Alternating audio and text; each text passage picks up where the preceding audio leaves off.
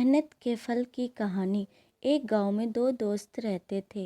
एक का नाम मोहन और दूसरे का नाम सोहन था। दोनों में बहुत ही गहरी मित्रता थी। मोहन बहुत ही धार्मिक व्यक्ति था। वह हमेशा भगवान की भक्ति में लीन रहता था, जबकि सोहन बहुत ज़्यादा मेहनती था।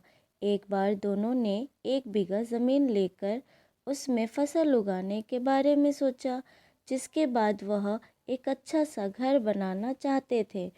उसके बाद दोनों दोस्तों ने खेत खरीद लिया।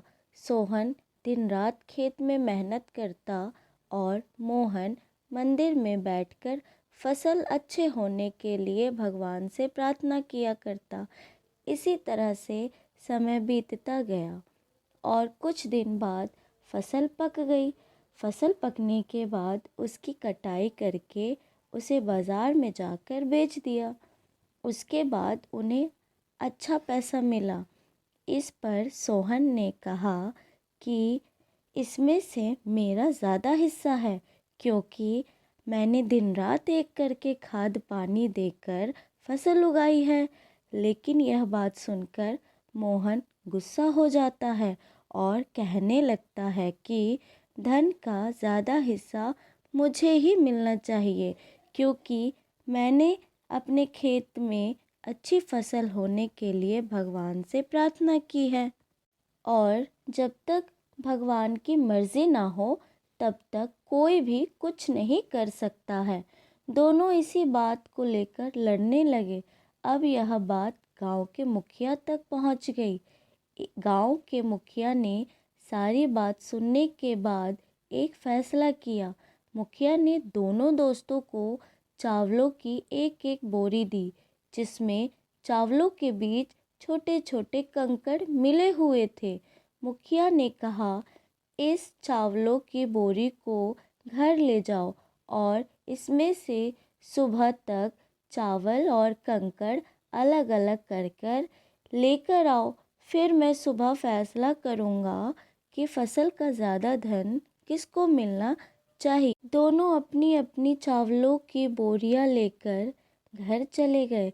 सोहन अपनी चावल की बोरी को खोलकर उसमें से कंकड़ अलग अलग करने में लग गया।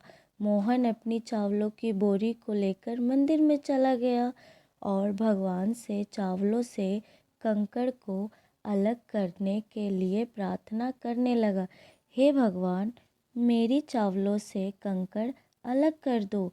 दोनों अगली सुबह मुखिया के पास पहुँचे। सोहन ने तो पूरी रात जागकर चावलों से एक एक करके सारे कंकड़ अलग कर दिए। इस पर मुखिया बहुत खुश हुआ और मोहन ने अपनी बोरी मंदिर से ले जाकर ऐसे की ऐसे मुखिया के सामने रख दी और मुखिया से बोला, आप बोरी को खोलकर देख लीजिए। मुझे भगवान पर पूरा विश्वास है। इस चावल की बोरी से सारे कंकड़ निकल चुके होंगे। लेकिन जब मुखिया ने चावलों की बोरी खुलवाई तो देखा सारे कंकड़ चावलों के बीच ही मौजूद थे। मुखिया ने मोहन को समझाते हुए कहा कि भगवान भी हमारी मदद तभी करते हैं जब हम अपनी तरफ से मेहनत करते हैं। यह बात समझाते हुए मुखिया ने फसल का ज़्यादा धन सोहन को दे दिया। इसके बाद से मोहन भी सोहन के साथ खेत में मन लगाकर मेहनत करने लगा।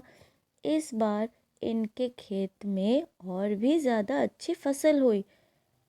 मोरल ऑफ द स्टोरी, यह कहानी हमें यह सिखाती है कि हमें कभी भी पूरी तरह से भगवान के भरोसे पर नहीं बैठना चाहिए, क्योंकि भगवान भी हमारी सहायता तभी करते हैं जब हम अपनी तरफ से मेहनत करते हैं।